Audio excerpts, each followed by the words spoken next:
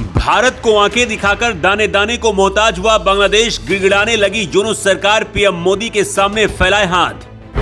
न तेल रहा न चावल दाल, बांग्लादेश का हो गया बुरा हाल, एक झटके में यूनुस सरकार हो गई कंगाल।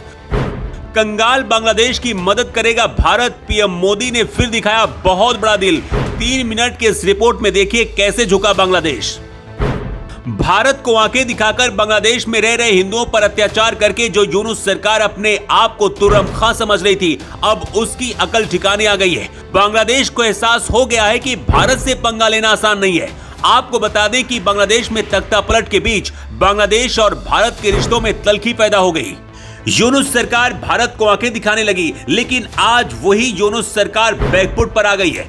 इन दिनों बांग्लादेश कंगाली के सबसे बुरे दौर से गुजर रहा है।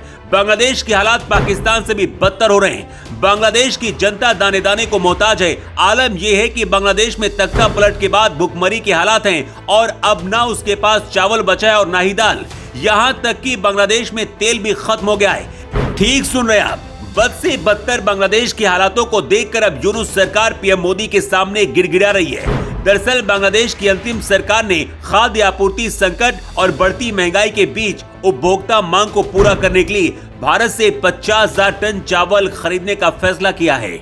ये चावल राज्य प्रायोजित खाद्य वितरण कार्यक्रमों में इस्तेमाल किया जाएगा। बांग्लादेश की इस मांग के बीच पीएम मोदी ने बड़ा दिल दिखाया और भारत अब इसे देने को राजी हो गया है। इस खरीदारी के लिए प्रस्ताव को आर्थिक मामलों की सलाहकार समिति की बैठक में वित्त सलाहकार सलेदुद्दीन अहमद की अध्यक्षता में मंजूरी दी गई। इसके बाद खाद्य मंत्रालय ने भारत में MS Bagadia brothers private limited के प्रति टन $456.67 की दर से चावल आयात करने की योजना बनाई है।